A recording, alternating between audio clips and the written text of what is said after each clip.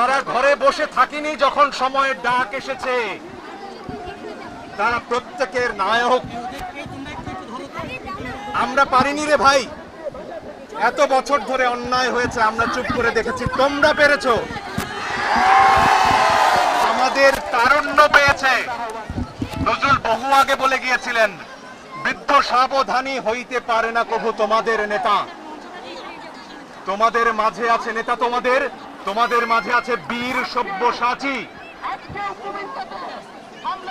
বন্ধুরা, এই মঞ্চ থেকেই আন্দোলনের পরবর্তী সব কর্মসূচি ঘোষণা করা হবে। এই শহীদ মিনার এখন বাংলার প্রাণের কেন্দ্র।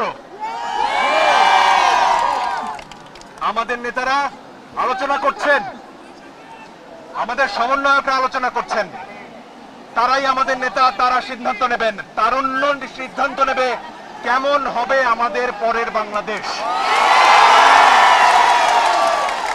তারুণ্য সিদ্ধান্ত নেবে এই স্বৈরাচারের পতনের পর, শেখ হাসিনার পতনের পর কেমন বাংলাদেশ আমরা গড়ব। তারুণ্য সিদ্ধান্ত নেবে পতনের প্রক্রিয়া কি হবে, কার কাছে তিনি ক্ষমতা হস্তান্তর করবেন, সেটাও তারুণ্য বলে দেবে। আমার ভাইয়ের, আমার বোনের, আমার সন্তানের লাশের ওপর দিয়ে আলোচনা হয় না। সবাই একটু বসি, আমরা সবাই বসি। ইতিহাসের এক একটা মোড় থাকে, দেয়ালের লিখন থাকে। আপনাদের বলতে চাই, যারা এখনো ক্ষমতা আঁকড়ে আছেন, দেয়ালের লিখন পড়ুন, সেখানে আপনার পতন লেখা আছে। আজ সারা দেশে মানুষ পথে নেমেছে। গুলি চালিয়েছেন, আরো চালাবেন, চালান। লাখো আবু সাইদ বুক পেতে দাঁড়াবে, লাখো মুগ্ধ বুক পেতে দাঁড়াবে, লাখো ফারহান ফায়াজ বুক পেতে দাঁড়াবে। কজনকে মারবেন? কটা বুলেট আছে আপনার? বলেছিলেন 5 বছর গুলি ছুড়লে নাকি আপনাদের বুলেট শেষ হবে না। সাহস থাকে তো ছুড়ুন।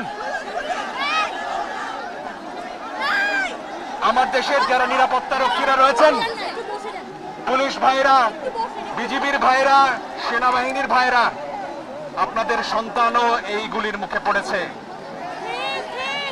আপনাদের বেতন আমাদের টাকায় হয়, ভুলে যাবেন না। 52-তে জেগেছি, 69-এ জেগেছি, 71-এ জেগেছি, 90-এ জেগেছি। 2024-এ নতুন বাংলাদেশ গড়ব আমরা। যে বাংলাদেশে বৈষম্য থাকবে না, যে বাংলাদেশে ন্যায় বিচার থাকবে, অবিচার থাকবে না, যে বাংলাদেশে অকারণে শিশুর বুকে গুলি চলবে না। আমরা সবাই শৃঙ্খলাবদ্ধভাবে থাকবো, সবাই ধৈর্য ধরে থাকবো। আমাদের নেতারা কি সিদ্ধান্ত নেয় সেই অপেক্ষা থাকবো। তরুণরাই আমাদের নেতা, তোমরাই বাংলাদেশ। অনেক ধন্যবাদ।